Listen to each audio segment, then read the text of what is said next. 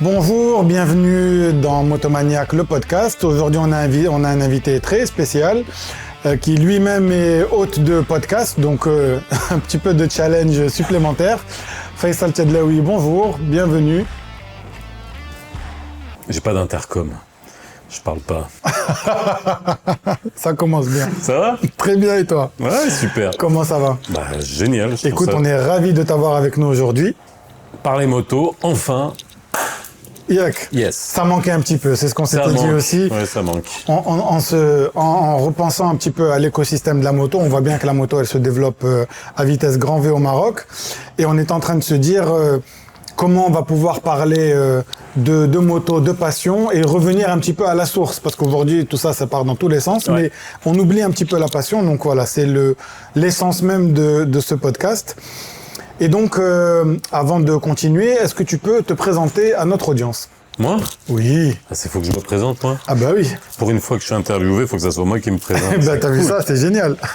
Bah Faisal Tchadlaoui, je suis producteur, animateur de radio. Je l'ai été pendant longtemps. J'ai animé une émission qui s'appelait Les Experts sur Atlantic Radio pendant 10 ans.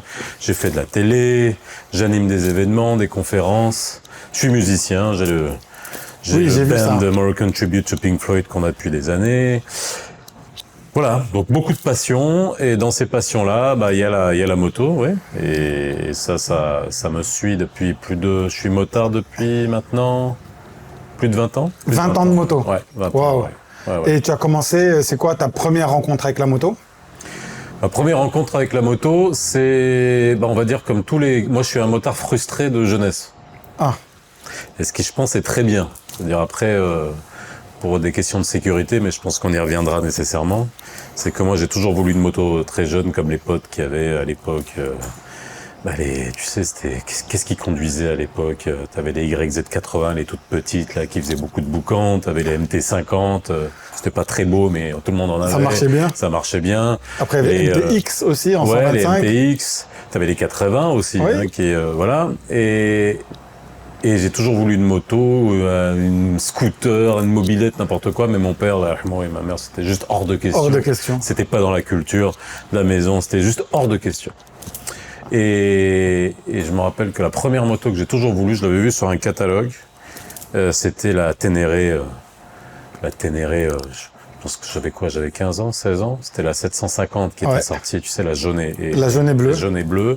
Je l'avais vue sur un catalogue. Avec les deux gros phares ronds devant. Et je m'étais fait un film à l'époque. Je veux cette moto-là, mais tu t'imagines. Extraordinaire. Bon, inaccessible. Et puis la moto, finalement, je l'ai expérimentée en montant sur une moto derrière un gars dont je me rappelle absolument plus le nom. Et je pense que j'ai eu la peur de ma vie. Et alors c'est bien d'avoir la peur de sa vie dès le départ parce que ça, après, encore une fois, ça a une incidence sur la manière avec laquelle tu conduis ta moto pendant toute ta vie. Mais le gars pilotait absolument incroyable, de manière incroyable. Je crois que c'était une CBR. C'était quoi? C'était des 400, 450 à l'époque, je pense. La petite CBR, mais ça fonctionnait super bien. Ouais. Et c'était dans les virages du côté de Bin Louiden, je me rappelle. Il m'avait fait monter derrière. Et le gars enfilait les virages d'une manière absolument incroyable. Alors ça m'a fait peur et en même temps ça m'a donné la sensation de l'adrénaline en fait, elle était là. Puis après la moto, je l'ai découverte aussi avec mon ami Malek, le chanteur, que vous connaissez. Bon, pour ceux qui connaissent pas les plus jeunes, mais c'est quand même quelqu'un qui a marqué l'histoire de la musique au Maroc et qui est comme un frère pour moi. Et c'est lui qui m'a donné l'envie. La dernière impulsion. Ouais, la dernière impulsion. Il a toujours été sur BM et il m'a donné cette impulsion. Comme moi, j'ai donné l'impulsion à Zaïm, qui est derrière la c'est de là que ça vient. Zaïm, il vient de chez... C'est de là que ça vient. Oui. Il était juste en 4 roues, c'est le truc. D'accord. Bien, tu sais, bien... Il cache bien son jeu, lui. Parce que bien bourgeois, module, très pépère, etc.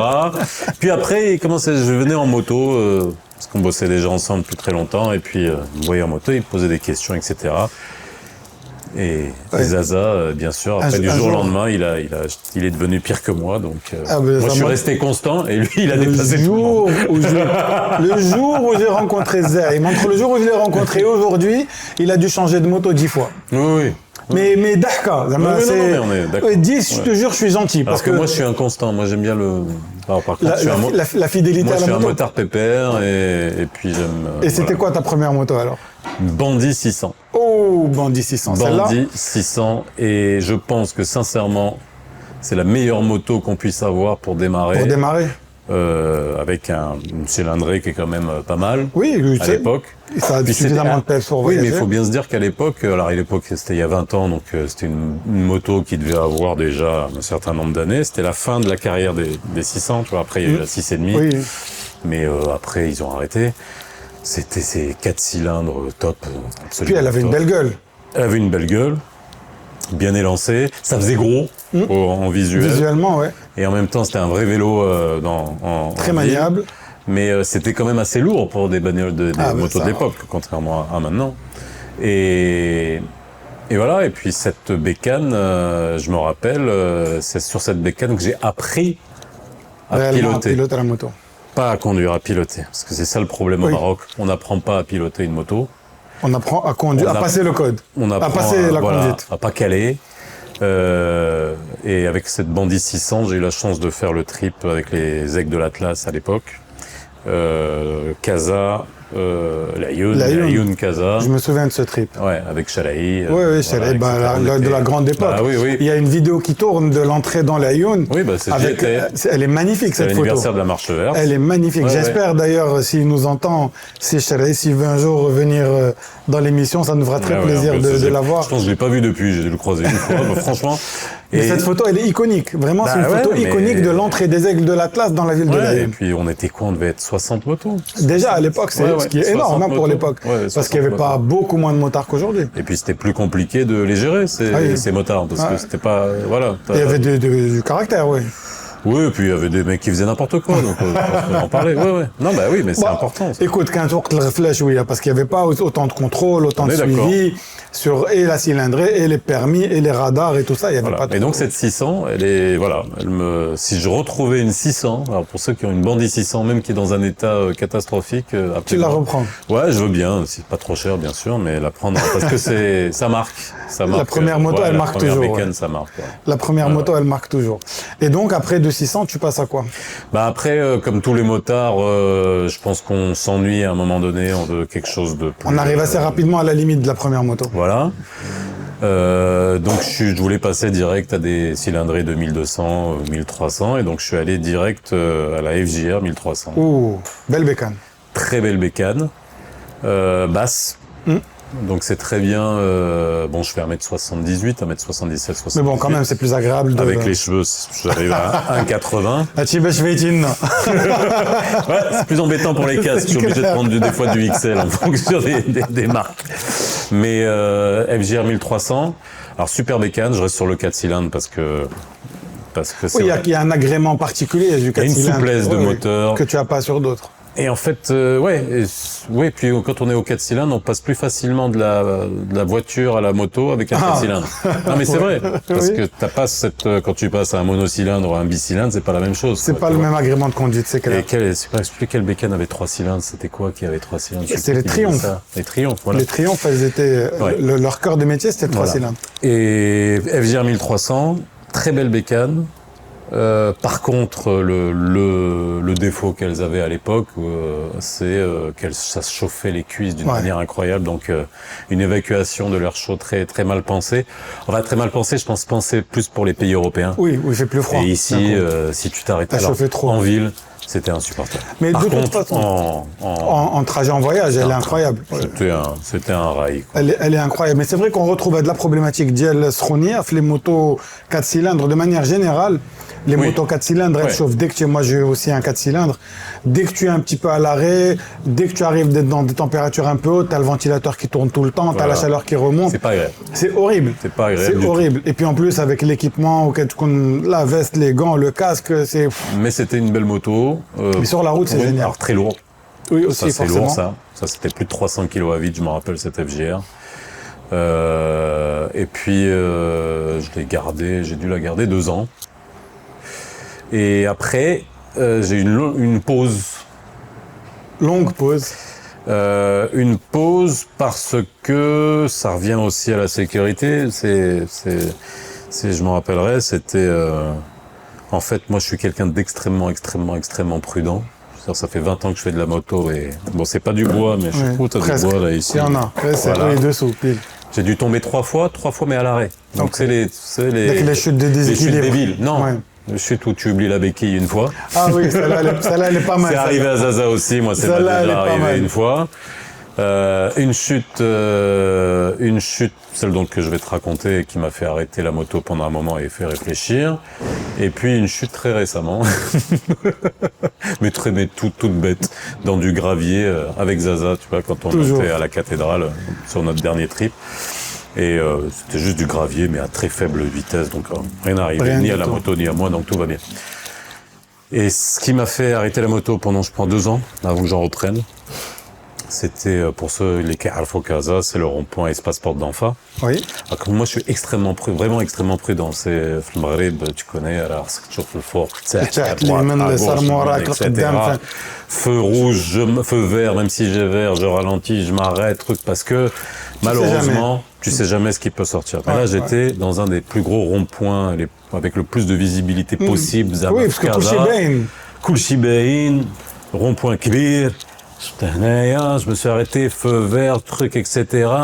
Et le seul truc où tu te dis c'est pas possible que ça arrive, Kharajat Liya, Moulkarrosa, en sens inverse du rond-point. Et donc comme il y avait un arbre, oh là là. Donc le truc, tu peux pas imaginer que ça arrive. Il n'y a pas de plaque d'égout ouverte, il n'y a pas de truc, c'est pas possible. Et ben voilà. Et ça arrive. Et le gars, donc, bon, heureusement, voilà, que je roulais pas vite. Je devais être à 40, 50. Je pile. Je suis avec cette visière qui est lourde. Oui. Et bon. Distance de freinage. Et là, je freine et puis je tombe. En fait, je lâche la moto. Ah, donc tu l'as pas, pas percuté. J'ai jamais rien eu. J'ai rien percuté du tout. Mais pour te dire que ça, c'est important quand on va parler de sécurité, d'apprendre aussi à savoir lâcher sa moto, à savoir descendre de sa moto, à savoir ne pas essayer de retenir sa moto, etc. Et ça, j'en vois par contre beaucoup qui sont très mal, bêtement. Pour rien. Parce qu'ils se croient plus forts que la machine ou que les lois de la physique. Et puis passer un certain angle, tu peux plus la rattraper. C'est fini, stop. Ça sert à rien de te Ok. Ou dans ta pratique de la moto, est-ce que tu es plutôt un motard solitaire ou un motard en groupe? Solitaire. C'est-à-dire tu roules tout seul, tu préfères faire tes trips tout seul ou avec du monde? Solitaire ou en duo?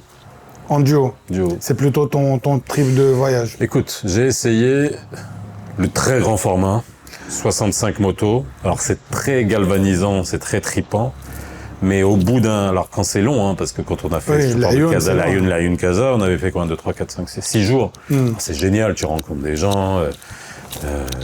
J'ai rencontré plein de gens qui sont restés des copains après par la suite, tu connais, moto. Oui, bon, forcément, ça crée des liens, la moto. Après, j'ai fait des trips un peu plus ramassés avec 10 motos. Et puis les duos ou trios avec des potes, etc.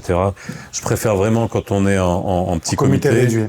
Encore une fois, pour des raisons de sécurité, rien d'autre. Je pense vraiment pour des raisons de sécurité. J'entends parfaitement. Parce que c'est vraiment le point focal là-dedans, c'est ça. Et puis il faut surtout les mêmes types de motos. Oui.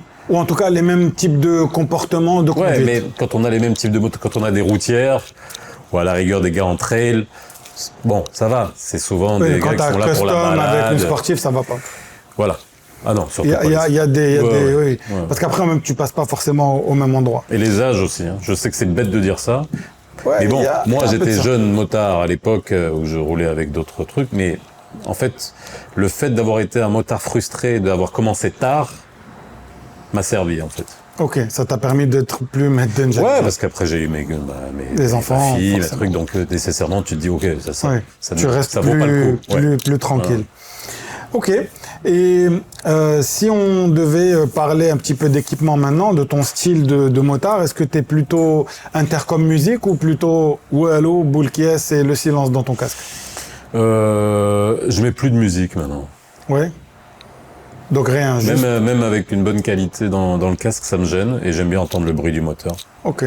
Je pense que ça, c'est la meilleure musique, frère. C'est la meilleure musique, et encore une fois, question de sécurité. Parce que j'ai déjà eu des trucs où t'es à fond en plus, moi, je suis musicien, donc quand je mets la musique, je suis à fond avec. Tu pars. Et tu perds de l'attention, sincèrement, et tu entends pas. Moi, pour moi, le plus gros danger pour une moto, c'est de pas faire de bruit. Les gens comprennent pas qu'une moto, faut qu'elle fasse du bruit, pas pour des raisons pour embêter le monde. Juste pour qu'on l'entende. Désolé, c'est que on adore le bruit des motos. Il y a quand on est dessus, aussi. parce qu'on sent le truc dès que et que ça nous permet aussi de nous protéger par rapport voilà. Oui, à l'extérieur. En ville, on est moins en danger sur une grosse moto que sur un vélo ou sur un scooter. Oui, grâce à ça, grâce au bruit, clairement. Et on se fait plus respecter.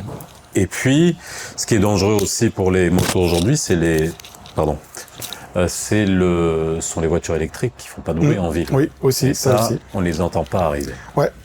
Même quand t'es piéton, on parle de motard, en termes de sécurité. Donc c'est pour routière, ça que moins de musique. Alors des fois je mets des podcasts à faible truc pour écouter, mais moins de musique. Ok. Voilà. Oui, ça peut se comprendre parfaitement. Et sinon, t'es plutôt casque modulable ou intégral ou jet? Intégral. J'ai passé les modulables. Tu sais non, finalement, je suis revenu à l'intégral. Et puis, comme j'ai une tête, comme je t'ai dit, comme j'ai des cheveux, c'est con. Non, mais c'est bête de dire ça, mais voilà, ça aplatit, ça peut être de sens. Je préfère être bien serré dans ton casque. Bien serré dans mon casque, ouais. Et donc, oui, la question de savoir quel type de moto, on est déjà plutôt dans un type de routière, en fait. C'est plus. Je suis routière, parce que moi, après la FJR, donc j'ai repris une panne européenne. Ok. Ah oui, la ST. Elle était 1300. Très sympa, celle-là. Ouais. C'est la pire bécane que j'ai eue. Je suis désolé. Pour moi. Parce que, alors, belle moto. Tant que tu roules tout droit, tout va bien. Tout va bien. Si tu veux essayer de te pencher un petit peu, c'est plus compliqué. J'ai eu les plus grosses frayeurs possibles, inimaginables. J'avais l'impression que c'était moi le problème. Elle avait un problème d'équilibre majeur, cette moto. Ouais, il y a le centre de gravité, la partie cycle, il y a un problème déjà natif, parce que je croyais que c'était moi dans ma manière de un problème piloter, natif, et c'est pas le premier qui en parle. Mais... Par contre, c'est un train, et là où j'ai eu peur avec cette bécane, mais par contre, où encore une fois, j'ai suivi les conseils. Je me rappellerai toujours, merci Malek encore une fois de m'avoir donné tous les conseils. Ouais, non, mais c'est important. Une fois, il m'avait dit, tu sais, t'es en bécane, tu conduis un truc qui fait 300 kilos. Si t'es lancé à 80 km/h, c'est l'équivalent de quasiment du double. Je vais pas prendre de culture physique. Donc si tu as, je suis désolé de le dire, j'ai d'autres passions dans la vie, la musique, j'ai les animaux aussi, j'ai 3 chiens, etc. Je les adore. Mais si vous avez quelque chose qui sort, que vous roulez tout droit, c'est comme en bagnole, faut se le prendre. Faut se le prendre. J'étais dans un virage, j'allais aborder le virage, je roulais à 80, tranquille, et il y a un chien qui sort. Ouf. En un millième de seconde, ce conseil qu'il m'a donné a agi tout seul dans mon cerveau. Et j'ai pas freiné. J'ai accéléré. J'ai frappé le chien derrière. Il n'est pas mort, vous inquiétez pas, il allait très bien. Mais, c'est-à-dire que si j'avais freiné... En virage? En abordant le virage, c'était fini. Ah mais là, c'est fini. Et là, physiquement, vous voyez ce qui s'est passé. La moto, mais j'ai rien senti. C'est boum. C'est juste moi, après, j'étais en train de trembler quand je me suis arrêté. Je suis allé voir le chien, il allait très bien. Il a dû se faire bien mal à la patte. On l'a emmené, pas de problème. Mais juste pour vous dire que ça fait partie des choses à connaître. La physique de base en bécane. Oui. Alors si je me l'étais pris alors que si j'étais penché, là, ça aurait été une autre histoire. Ouais. Mais c'est vrai que c'est pas évident. Parfois, on doit faire des choses à contre-courant. Quand on te dit oui, quand tu as un trop quelque chose, remets un coup de gaz. C'est contre. Et après, quand tu rentres dans le détail, il faut juste peut-être des fois se rendre compte de. Tu as aussi une histoire de fourche, c'est-à-dire que moi je fais plutôt beaucoup d'off-road et avec des gros trails. Et en fait, quand tu as un obstacle qui arrive devant, tu mets un petit coup de gaz lever un peu la moto et laisser les fourches travailler. Et tu laisses le débattement des fourches travailler. Alors que si tu freines, tu piles, elles ont plus de place pour compresser. Et puis t'as plus de... t'as plus de marge pour absorber l'obstacle. L'ami du motard et l'ami de la moto, c'est la force centripète. Donc, moins t'as de mouvement, moins t'as d'adhérence, donc moins t'as de... Oui, c'est clair. Vous avez déjà vu, je pense, toutes les vidéos où on laisse une moto toute seule, non sans pilote, et puis elle va aller toute seule, elle a ni roulette ni rien, elle va continuer, elle peut continuer, tant que ça roule, même sur un obstacle, etc. C'est clair. Donc ça apprend. Et donc après cette moto-là, pour finir, c'est la dernière que j'ai, donc tu vois, 4 motos. Hein. Tout seul, hein. C'est ma 4e, et là je l'ai depuis un moment, je l'ai depuis 5 ans, 4 ans. C'est une 1250 RT de chez BM. Ouais, bah, ça, de toute façon, c'est... Sherifa ديال البوليس, tu vois. C'est Sherifa, ouais. Et puis c'est bien parce que quand on s'arrête au barrage avec les flics, ils sont super sympas. Oui, parce que c'est la bécane qui... Il y a quelque chose qui vous lie. Et ceux qui ont la chance d'avoir eu les dernières, parce qu'il y a ceux qui conduisent, tu vois, les le modèle 1200, d'avant. Il y en a qui ont encore les 1250. Et là, c'est les 1250 avec l'écran TFT comme celle que j'ai. Bah, c'est super. C'est un bonheur, cette bécane. C'est un bonheur. Superbe bécane, super bien équilibrée. Livrée avec des Michelin montés de série qui, moi, m'ont pas plu. Ouais. Et je les ai changés avec des Pirelli Angel. Ouais, Angel GT, c'est extraordinaire ce pneu. Top. Extraordinaire, extraordinaire. Voilà. J'avais mis ça sur une 1000 XR, il est extraordinaire ce pneu. Et pas le 2, j'avais juste le premier, vraiment top pneu. Quand il chauffe, il est juste oui, incroyable, ça tient bien. Et puis même la bécane, comme elle est bien équilibrée, ça passe tout seul. Dans tes sorties moto, donc ouais, on va être plutôt sur un type de sortie en mode balade, tranquille, que dynamique dans les virages. En plus, même la bécane, elle va pas s'y prêter plus que ça. Bah, le dynamique dans les virages, j'aime bien, mais je vais pas... encore une fois, sécurité. Maître mot. Oui, parce que, encore une fois, on est au Maroc. Alors, même si on a eu...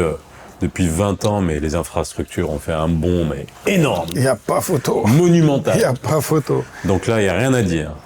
Walakin, prendre des virages, les enfiler, faire en enfilade... T'as un chien, regarde, parce que j'ai déjà tapé un chien, j'ai toujours ça dans ma tête, c'est gravé dans mon truc. Je me dis, si Kharja, t'es mort. C'est fou. C'est tout. Exactement. Tu peux avoir un trou quand même dans certains, dans les graviers, etc. Du gravier, du sable. Et puis, les gens, on n'oublie pas. Même si on est des routes un peu désertes, tu peux avoir un camion, un truc qui sort, etc. Donc, sur les routes, non. Une seule fois, j'ai enchaîné, c'est à Ronda en Espagne. C'est en fait, pour ceux qui ont les moyens d'aller sur un circuit pour etc. Allez expérimenter ça sur des circuits où vous êtes en sécurité.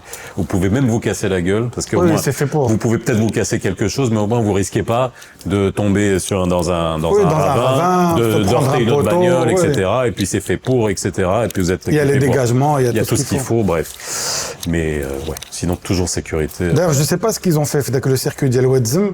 Est-ce qu'il y a des possibilités de rouler pour les motards? Bonne question. Bah, ça serait une bonne chose, hein. Ça serait si vous avez des infos, si vous avez des infos sur le circuit d'Ouazzem, pour ceux qui peuvent, si on peut rouler en moto, dites-le nous, on partagera. Ça, pour apprendre à piloter et pour aller s'éclater, prendre des virages, vous voulez avoir des sensations en sécurité. Ouais. Ça peut être un super plan, clairement. Dans tes trips, Faisal, est-ce que tu es plutôt du genre à planifier les choses, départ, arrivée, qu'est-ce que tu fais, où est-ce que tu vas, par où tu vas passer, ou là tu sors le matin, au final, là tu vas? Écoute, ça peut être un mix des deux, quoi. Mais moi, j'aime bien planifier. Ouais, moi aussi. J'aime bien planifier, mais ce qui m'empêche pas, si jamais t'as une rue de traverse, d'y aller. Et puis voilà. Puis maintenant, c'est génial. On a les GPS, les trucs. C'est ça qui est super. Tu peux jamais te perdre. C'est top. Ça devient plus facile de faire de la moto aujourd'hui. Bah, et alors, je vais peut-être parler comme un vieux con, parce que j'ai bientôt 50 ans, mais comme avant, t'avais pas tout ça, quoi. Bah non. Et ça avait du charme. Il a la carte, voilà, et ça avait du charme, parce que... mais en moto, on a toujours ce charme. Voilà. Tu vas toujours rencontrer quelqu'un, t'es accueilli d'une manière différente, tu peux aller où tu veux, même si t'es en routière, tu peux pas prendre une piste pour aller rejoindre une autre truc. Et quelques kilomètres à dire, c'est clair. truc, etc. Je veux dire, la moto, c'est ça. Et encore plus au Maroc, c'est-à-dire que moi j'ai fait des rencontres extraordinaires dans des bleds perdus dont je me rappellerai peut-être même pas le nom. Ici, c'est magique. C'est impressionnant. Et vraiment puis là, impressionnant. cette année, on se l'est dit aussi avec Zaza, comme il a plu, le pays est magnifique. Il faut aller visiter. Absolument magnifique. Donc il faut vraiment en profiter. Ouais. J'espère, Inch'Allah, qu'on aura la même chose l'année prochaine. On a de l'eau partout, etc. C'est magnifique, donc il faut en profiter. C'est vrai. C'est vrai, c'est vrai. On va passer maintenant à une petite discussion sur les motos de manière générale. Aujourd'hui, si tu pouvais choisir 3 motos, tu prendrais lesquelles? 3 motos. Ouais. En fait, ce que j'aimerais avoir dans mon garage, j'ai jamais eu plus d'une moto dans mon garage, contrairement à Zaza qui en a 75. Je plaisante. Zaza, on va l'inviter, tu vois. Il est sur l'autre caméra, mais on va l'inviter. Il faut qu'il nous parle de sa passion. Comme beaucoup d'autres, j'aimerais c'est bête, hein, mais j'aimerais une bonne vintage, c'est-à-dire une vieille moto pour faire toujours la différence entre ce qu'on avait avant, les sensations, etc. Moi, je rêve d'avoir une vieille CB 6,5, tu sais. Ouh, Shitty Bait. Ouais. Même s'ils les ont remises au goût du jour aujourd'hui, mais tu n'auras pas de l'époque. Les carbus, un truc... Le 4 cylindres. À l'ancienne. Ça. Là, je suis sur un bicylindre avec la RT. La RT 1250, donc j'aimerais bien avoir une 4 cylindres. Alors, je suis pas du tout Goldwing. Tu as remarqué que dans mon évolution, je suis sur la routière toujours juste avant. Avant la grande routière. Parce que pour moi, alors à tous les gens, je respecte, avec tout le respect que j'ai pour les gens qui ont les Goldwing, je sais qu'il y en a beaucoup, je sais que c'est le Graal pour beaucoup. Et pour moi, avec la Goldwing, on a les inconvénients de la moto avec les inconvénients de la bagnole. Tu vois ce que je veux dire? Oui, c'est clair. Et puis cette position de conduite assis comme truc, je peux pas. C'est comme les customs, moi j'ai jamais pu. Moi aussi, custom, moi faut que j'enfourche, faut que je sois comme sur un cheval, quoi, tu vois, où tu sens tes cuisses, etc. En mode gladiateur, quoi. Ouais, gladiateur, mais bon, t'es bien, etc. J'aimerais un bon trail, que je sente. J'aime pas les trails qui sont comme des vélos. Le truc aseptisé. Ouais.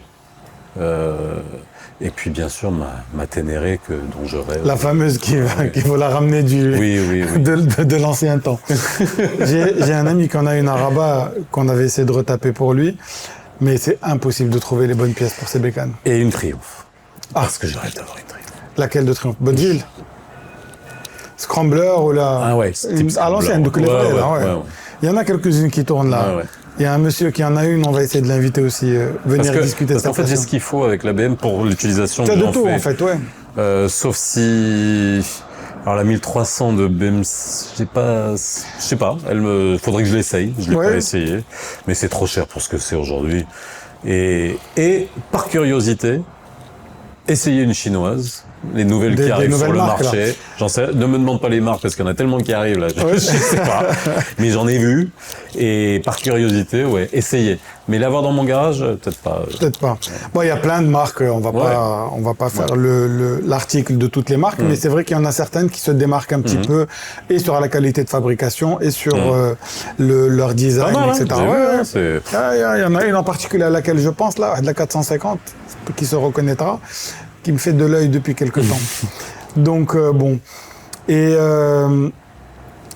j'allais te dire, si tu as une bécane, bon, de toute façon, on est dans le plaisir, quoi. Mais si tu as une bécane à laquelle tu penses et qui a pas eu la carrière qu'elle aurait dû avoir. Alors je sais pas, mais la 1000R là de BM là, elle est, je sais pas. La routière, la sportive, la 1000RR. Ouais. Genre, je sais pas si elle a eu une belle carrière. J'en vois pas beaucoup ici. Alors moins ici. J'imagine à l'étranger, en Europe, j'imagine qu'elle a dû fonctionner. Oui, sur les circuits, elle fonctionne bien. Ouais. Mais c'est vrai qu'ici, on en voit quand même quelques-unes. Parce que bon, ici, j'en sais rien parce que c'est pas représentatif ici. Hein. Ici, la GS, c'est le truc absolu qu'on voit de partout. En tout cas, on voit de partout pour ceux qui ont les moyens de s'acheter des bécanes comme ça. À ce prix-là, oui, bien sûr. À ce prix-là. Mais j'ai pas de réponse à te donner pour le marché marocain. Je le connais pas assez bien, quoi. Enfin, il n'y a pas suffisamment d'offres finalement. Fine. D'accord, même s'il y en a beaucoup plus aujourd'hui qu'avant. Il n'y a pas photo. Sur les 10 dernières années, c'est le jour et la nuit. Le jour et la nuit. Et puis à l'inverse, est-ce qu'il y a une moto que tout le monde aime et que tu n'aimes pas particulièrement? Bon, la réponse, elle était dans ce que tu as répondu un peu avant. Ouais, là j'ai... Et vous n'êtes pas, pas le seul à en parler. Ouais, écoute. Elle a l'avantage d'être... J'ai passé des GS, j'en ai encore une maintenant, mais bon, disons qu'il y a des avantages et des inconvénients. Oui. Moi, j'en fais un usage particulier. Il n'y a pas de jugement à avoir. Non, c'est une question... Après, c'est une bonne bécane, de toute façon, c'est une excellente bécane. C'est tellement subjectif, ces histoires. Donc, mais oui, voilà, je veux dire, à un moment, c'est... C'est toi et ton feeling avec ce que tu as en face de toi. C'est encore une fois, on est en train de parler de sensations. Il y a la moto déplacement, il y a la moto je me la pète, il y a la moto sensation. Et plus on avance lorsqu'on pratique quelque chose, que ça soit le golf, la musique, etc., plus on y va, plus on va être fin dans les sensations qu'on recherche. C'est ça. Voilà, donc c'est ça le truc. Et donc c'est ça qu'on va aller rechercher en fait. Et donc on va peut-être sortir du cadre général pour aller chercher ce qui nous convient le mieux. Puis après, on va arranger sa bécane, etc. Alors moi, je suis vraiment pas de ce genre-là. Moi, j'aime bien avoir une bécane et garder le truc d'origine. Puis après, c'est juste des petits accessoires. Mais changer le pot, changer la ligne, changer le truc, c'est vraiment pas bon. Écoute, ça dépend. Encore une fois, tu parlais tout à l'heure de bruit qu'on fait ou pour être vu, en tout cas entendu. Pour certaines motos, si tu fais pas un changement de pot, c'est compliqué d'avoir ça. Après, la ligne, il y en a qui vont vouloir optimiser les performances du moteur, etc. Bon, ça m'est arrivé de faire ça sur des bécanes. Moi, maintenant, encore une fois, tu en ressens pas forcément le besoin, mais ceux qui ressentent le besoin, Allah yardoum khair, on n'a pas de problème. De toute façon, on a les produits pour tout le monde. Auto-promo, comme dit. Notre ami le Schlag. Si on rentre un petit peu dans la technique, qu'est-ce que tu penses des motos sans embrayage? J'aime pas du tout, c'est un scooter. Autant acheter un scooter. C'est comme la FJR 1300, c'est eux qui avaient vraiment communiqué sur déjà la semi-automatique. Ok, c'était genre, et puis maintenant, voilà, sans embrayage. Par contre, le quick shifter, ça, c'est extraordinaire. Magnifique, ça, longévité de l'embrayage. Sécurité dans les virages, plutôt que d'avoir à patiner, tu sais, ce temps mort, lorsque des fois tu veux rétrograder, là, top. Alors, par contre, downshift, upshift, c'est extraordinaire. C'est la meilleure chose qu'on ait pu avoir sur une bécane, et ça, je le conseille, le quick shift. Alors là, c'est vraiment j'ai adoré, super. Je l'ai sur la 1250, c'est la première fois que j'ai expérimenté. Magnifique. Ouais, moi j'ai ça sur les bécanes, vraiment c'est top. Mais sinon, c'est un truc pour un scooter, quoi. Oui, c'est... Non, il n'y a pas de oui pour un scooter. Écoute, chacun son truc. Mais oui, c'est vrai, sachant qu'en plus aujourd'hui, tu as des super scooters. Voilà. Prenez un scooter. Moto électrique, qu'est-ce que tu en penses? Je parle de moto. Scooter, mais moto électrique, qu'est-ce que tu en penses? Il faut que j'essaye, mais sans le bruit ou alors un bruit synthétique, c'est pas possible. Ouais. Alors on va encore une fois nous traiter, parce que c'est normal avec les nouvelles générations qui arrivent, ils vont vous dire ouais mais vous êtes des vieux, etc. Ok, mais le bruit, déjà qu'on accepte avec les bagnoles électriques, non, la moto, non. Laissez la moto tranquille. Non.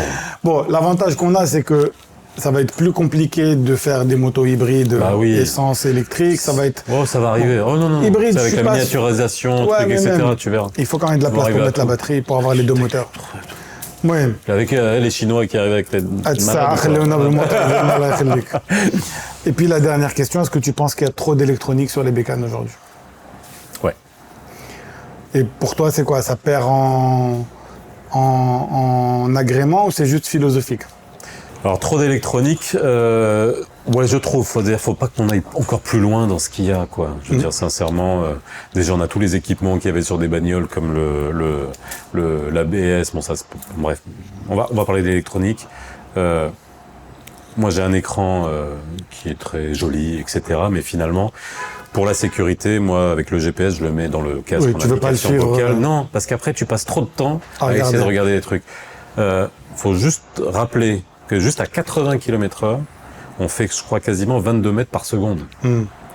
Tu mets ton œil sur ton écran, une seconde et demie, tu as fait 40 mètres. Tu sais ce qui peut se passer en 40 mètres? C'est juste, voilà. Et donc, inattention avec les écrans. Après, moi, je suis absolument pas adepte du régulateur de vitesse sur les motos. Alors ça, pour moi, j'y arrive pas. C'est pas ton truc. Ça me fait peur. J'ai l'impression de perdre le contrôle. Ouais, il y a une part de ça. De perdre le contrôle et encore plus adaptatif en bécane. Alors là, c'est même pas la peine. Ça, c'est parti trop loin. C'est parti trop loin pour une bécane, c'est juste pas possible. Et je sais pas si tu te rappelles, je parlais de l'ABS. À l'époque, l'ABS, c'était déjà une hérésie. Pour pour un les certain motards. nombre de motards, Mais c'est pas possible, comment on va faire? Parce qu'ils voulaient faire glisser leur moto. Pas seulement glisser, mais aussi, voilà. Bon, après, il se trouve que c'est quand même pas mal. Hein. Parce qu'en fait, l'ABS, ce qu'on peut-être on n'en parle pas assez, mais l'ABS, en fait, il rallonge la distance de freinage. Oui. Donc, il y a aussi ce côté-là. Alors, c'est clair que tu peux quand même continuer à changer d'angle. Ouais. Tu as ça comme avantage, mais ça rallonge la Et puis l'électronique embarquée, bah, c'est beaucoup de... Ta batterie est très sollicitée. Si tu es en trip... voilà, mais c'est tout. Mais après, bon, écoute, ça roule, hein. Tu fais avec Imakalhas, je vais te dire. Ça roule. C'est là. C'est tout. Moi, je veux juste pouvoir démarrer. Je regrette l'époque du kick. Ah non, ça, je pense que tu vas être le seul. Non, je plaisante. Non. L'époque du kick, quand t'arrivais pas à démarrer, t'imagines? Oui, on était très contents quand t'avais que le kick. Non, c'était une horreur. C'était tondeuse à gazon. Oui. Mais, ouais. Quand t'avais les deux, ça te permettait de te sauver, ouais. C'est clair. Ou alors, on va prendre les tondeuses à gazon. Je sais pas, attends. Non, t'avais ça sur les moteurs hors bord. Les moteurs de la pêche, t'avais ça. Sur tes voyages, quand tu essaies de faire combien de voyages par an en moto? Alors franchement, j'ai entre le boulot, la musique, les enfants, etc. C'est vrai que c'est compliqué de trouver le temps. Donc c'est vraiment sur des slots, peut-être au dernier moment, Areba, etc. Donc vraiment planifier, c'est compliqué. Là, je suis en train de planifier un truc en Europe avec Malek justement, parce que pour qu'on puisse faire aller dans les Cévennes, peut-être dans les Ardennes. Lui, il connaît bien le coin en France. Ça, je rêve de le faire. Mais après, c'est vraiment comme tu dis, Areba. Tu trouves un petit moment, voilà, un petit week-end qui se débloque. Et puis des fois, moi tout seul, je prends la journée. Le trip que tout le monde fait ici, c'est Ben Slimane, enfin les Kazaouis, parce que c'est à Roumanie, etc. C'est pratique, c'est pas loin, c'est agréable. C'est beau, c'est agréable. Et tu es dépaysé pas très loin. Yes. Sur un petit week-end de 3 jours, tu prends quoi avec toi en termes de bagagerie? Est-ce que tu es du genre à voyager léger ou plutôt avec un maximum de choses? Non, léger. Lightweight, as light as possible. Je garde les deux valises latérales, même si j'aime pas parce que ça déséquilibre un peu. Bon, même si c'est fait pour ça. Mais bon, voilà. Quand même. Je mets pas le top case. Ça, par contre, ça me gonfle, la prise au vent, etc. Même si c'est fait pour ça, encore une fois. Oui. Je préfère avoir les deux valises latérales et un sac souple derrière, type Oxford, tu vois, les trucs comme ça. Tac, un rack-pack que tu mets derrière. Ouais, voilà. Ok. Et en termes de must-have dans tes voyages, qu'est-ce que tu prends en must-have, en fait? Des trucs que tu es obligé de prendre dans ton trip? Mon couteau suisse. Ouais. Avec ou sans tire-bouchon? Ouais,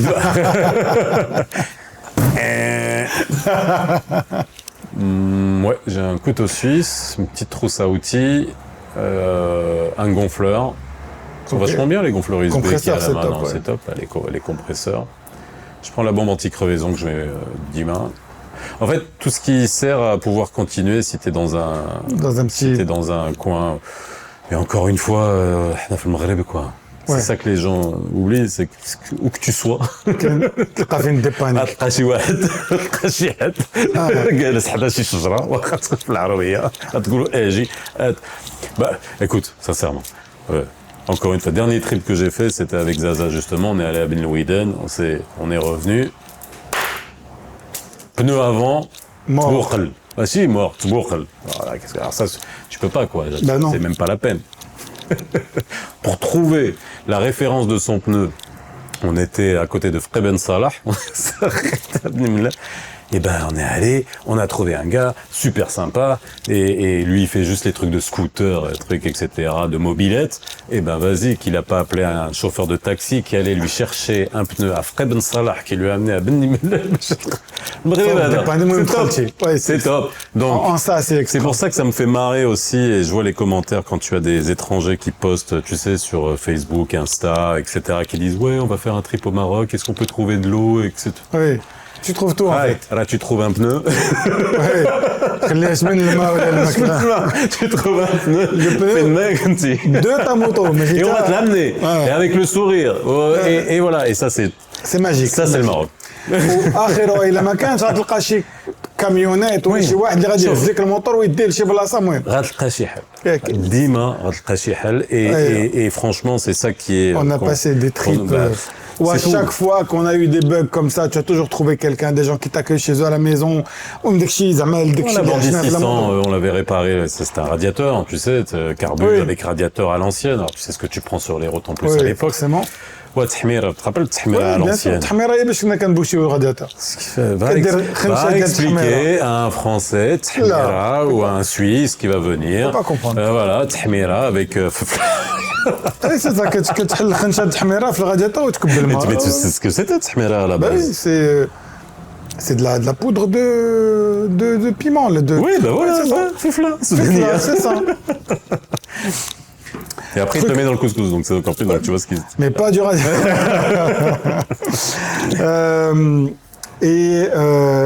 Au Maroc, c'est quoi la plus belle route ou le plus bel endroit que tu as visité en moto? La route côtière entre Tanger et Tétouan. Ok. Ben Louiden aussi de côté là-bas, c'est absolument magnifique. Mais pour surtout cette année encore une fois, parce qu'il y avait de l'eau, faut pas oublier que là encore une fois, tout est beau là. Franchement, tout est magnifique et passer par les routes, parce que moi, il y a une chose, je déteste l'autoroute. Par contre, ça, c'est en moto. Pour moi, l'autoroute, c'est une horreur. C'est un côté un peu passage obligé quand tu vas aller vite fait, passer à autre chose. Mais si tu peux éviter de la prendre, c'est plus agréable. C'est une horreur, ça n'a aucun intérêt. Non. Et en plus, sécurité, on est encore dans un pays, malheureusement, où déjà les gens conduisent mal, on va le dire les choses. De manière générale. Même si ça s'est amélioré, encore une fois. Donc, il faut toujours voir le delta. Mais Nes, ما كيعترفوش moteur qu'a un véhicule à part entière. Et donc, déjà et surtout, ils ne connaissent pas, encore une fois, les lois de la physique et de ce que ça peut faire d'avoir, quand tu es en train de dépasser un camion, tu as l'appel d'air, tu vois ce que je veux dire, et lui, juste, je sais pas pourquoi, quelle raison, ça l'embête que tu le truc, il va un peu se déporter. Il suffit que toi, tu aies déjà un vent latéral et que toi, tu es déjà en train d'essayer de combattre contre le vent latéral. Tu passes à côté du smirmorgue, ça fait encore un appel d'air. Donc toi, Oui, non. Il y a tout un truc, tu vois, quand on est en moto, dont on ne se rend pas compte quand on est en voiture, en bagnole. Ou alors, le pire, et là, je m'adresse à tous les gens qui sont en voiture. Déjà, qui collent déjà en voiture, déjà, sur une autre voiture, c'est déjà le truc le plus irresponsable qu'il peut y avoir. Mais vous vous rendez pas compte, quand nous, on voit arriver dans le rétro une bagnole qui nous colle au cul, pardon pour le terme, mais c'est ça, qui nous colle aux fesses, là, c'est le pire que vous puissiez faire à un motard. C'est le pire. Et oui, parce qu'en plus, la moto, elle freine parce que moi, plus. Je peux pas freiner. Moi, quand je suis en bagnole, je fais ça, je gonne. En plus, j'ai une grosse bagnole qui fait un peu peur. Donc, ça me permet de trucs quand quelqu'un me colle aux fesses, donc qui comprend que soit ça l'énerve, comme ça, souvent, soit, hop, il se dit, oh, c'est vrai que je suis trop près. En bécane, on peut pas faire ça. On peut pas faire ça. Non. Non, Anna, je pousse la main quand je dis ça, mais bon, c'est pas évident. Je peux donner un dernier truc de sécurité, parce que le truc le plus ridicule que je vois sur sa main, تكلخ في الطريق. وفريمون غنقول لك بالدارجه هذوك مالين لي موبيلات المواطر اللي كيكونوا في لوطوروت ديجا ما خصكش تكون في لوطوروت اصلا ولصق في ترمت الكاميون parce que on lui a expliqué, je ne sais pas quel prix Nobel de physique ou de déplacement des matériaux a dû lui dire tu vas l'essence, le camion là qui mais comme tu vois pas du tout ce qui se passe devant et t'as pas le temps de freiner. Mais là, je te dis là, j'ai vu, t'as pas le temps de freiner. Donc voilà, c'est tout, c'est ce que je dis. Et puis voilà, c'est tout. Mais encore une fois, sécurité. Je vois trop de gens qui meurent pour rien et qui sont pas équipés quand ils sortent. Et Ça, c'est tout le temps là. C'est pour ça que je dis en été, mois d'août, des fois, je prends pas la bécane. Gars. Parce que, bah oui, elle me dit, ouais, mais il fait beau. Je fais, non, il fait chaud. C'est pas agréable. C'est pas agréable. C'est pas agréable parce que, je pense que comme toi, moi, on sort avec les équipements. Tout ce qu'il faut, les gants. Avec les gants, les trucs, le casque, etc. Au t-shirt, remplacement de top case parce que Radio Harqan qui m'a quel hal. Voilà.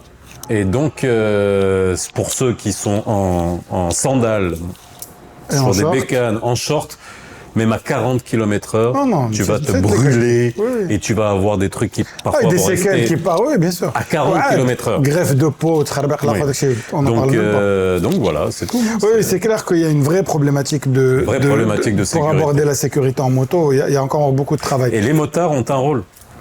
Parce que souvent, ce que j'appelle les vrais motards, ceux que vous verrez tout le temps avec leur casque, avec leur truc, quel que soit le temps, ils ont un rôle à jouer parce qu'on sait. On sait ce que ça peut faire. Bien sûr. Et ceux qui croient qu'ils sont invincibles, malheureusement, la vie les rattrape. C'est clair. Faisal, est-ce que tu aurais une anecdote particulière à nous raconter sur un de tes trips? Une rencontre, quelque chose, une panne absurde, j'en sais rien, une galère, quelque chose qui t'est arrivé sur un trip que tu voudrais partager avec nous? J'étais en Bandit 600. Et en fait, moi, j'ai commencé la moto avec cette Bandit 600 et en ayant que la moto comme véhicule. Ah, ok. Donc ça m'a vraiment, donc j'étais en moto. Et à l'époque, j'avais loué une ferme à Het'Swalem. Et tout le monde me prenait pour un fou parce qu'on venait d'ouvrir le tronçon d'autoroute justement qui allait à Het'Swalem. Il n'y avait pas encore l'autoroute jusqu'à Jdida. Et j'habitais Flaroubia du côté de Khaïta. Ok. J'ai habité là-bas pendant 2 ans et j'avais que la moto.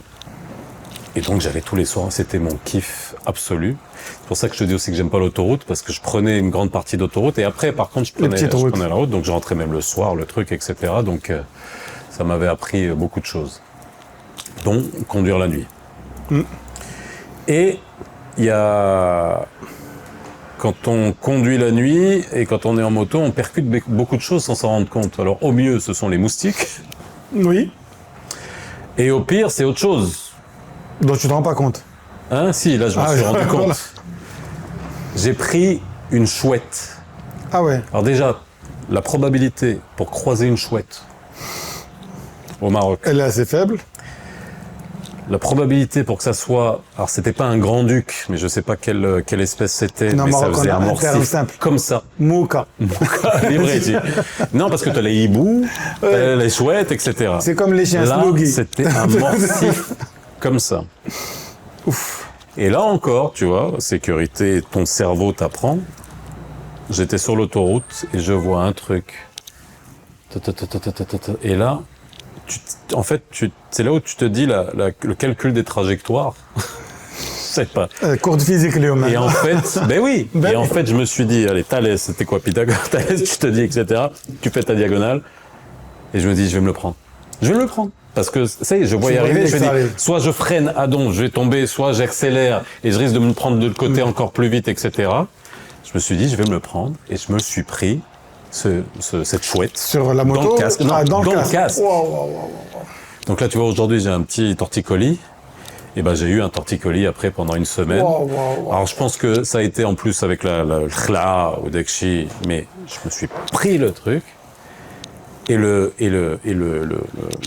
hibou est tombé sur la route. On est de nuit, là. Donc, je vois ses yeux. Il n'est pas mort. Moi non plus.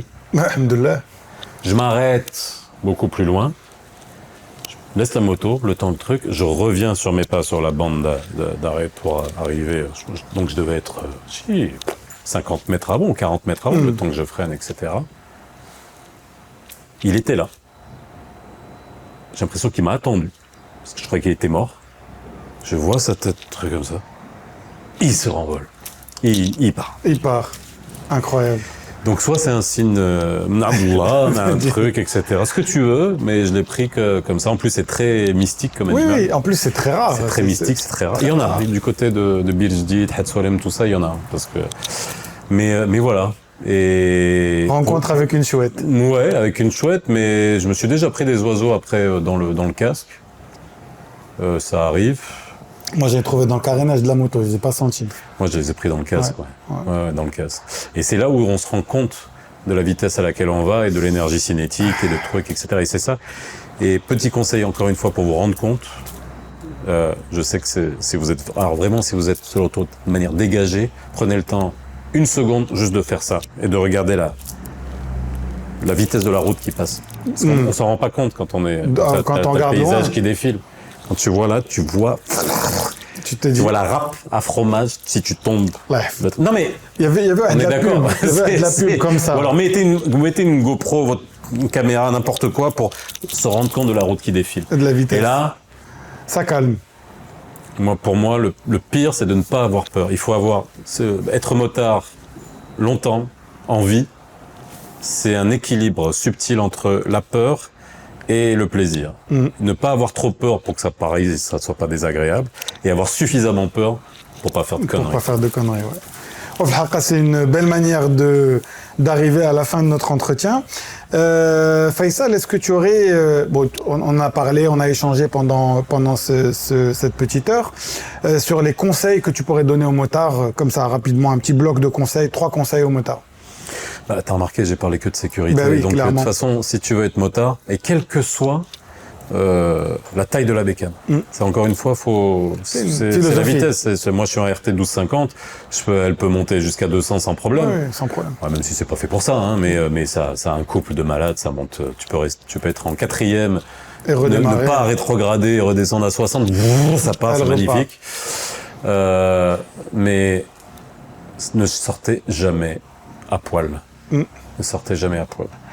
Ne prenez pas de sac de sable, c'est-à-dire de passager, si vous maîtrisez pas votre bagnole et si vous ne savez pas faire un freinage d'urgence avec un passager derrière. Parce que ça aussi... C'est pas la même. 3, encore une fois pour les gens qui prennent des passagers, les passagers doivent savoir piloter une moto ou savoir se comporter en tant que passager. Oui. Moi, quand j'ai pris ma fille, première fois que j'ai pris ma fille, elle avait 15 ans, je lui ai dit, écoute, on va faire un freinage d'urgence à 2 pour que tu comprennes. Oui, dans quel type de... Ne me prends pas comme ça, n'essaye pas de me truquer, tu vois. Tu tiens sur la moto. Ça fait partie des choses qu'il faut... On oublie, hein, pour nous. Mais oui, ça c'est la sécurité. Dans les virages aussi. Parce que il faut pas pencher. Si tu te retrouves à la fin d'un trip en ayant pris un passager et que tu as mal, tu peux avoir une courbature, un truc, etc., c'est qu'il y a un problème. Oui. C'est que c'est très déséquilibré, etc. Ensuite, plaisir. Vous pouvez vous faire plaisir avec n'importe quel type de moto, quoi. Et puis, en gros, c'est vraiment que du plaisir. Il y a rien qui amène autant ce sentiment de liberté que la moto, que d'être en bécane. Et on peut le faire jusqu'à un âge super avancé. J'espère en faire jusqu'à avoir tous mes membres pour en faire. C'est une fois que ça roule. Oui, il n'y a pas de problème. On peut même vous aider à aller sur la moto. Pousser un petit peu. Et un dernier point, quel endroit tu conseillerais absolument d'aller visiter dans ce pays? Mais partout. Mais sincèrement, partout. Aller du côté de Khenifra, aller du côté de Merzouga, aller du côté de Tanger au nord, Bilouiden, j'en parle pas. Moi, je suis de Tzadlaoui, donc nécessairement du côté de Tzadla, Bnei Mellel, etc. Mais il y a des endroits absolument incroyables. Chefchaouen. Il y a en plus des petites routes qui sont oui, magnifiques. C'est clair. De toute façon, on le voit. Le monde entier vient rouler au Maroc, donc c'est qu'il y a bien une raison. C'est magnifique. Donc allez-y, profitez-en. En plus, maintenant, les infrastructures sont au niveau. Ouais. Même sur les petites routes de campagne, elles ont été regoudronnées, refaites, etc. Même Chiti, donc c'est nickel. Il n'y a pas de discussion. Faisal, merci beaucoup pour ton temps. Merci à toi. Et super. Enfin, parler moto, c'est cool. On a été ravis de t'accueillir. Et puis, j'espère que vous allez être nombreux à regarder cet épisode. Et puis, on se revoit très bientôt dans Motomaniac, le podcast. Ciao!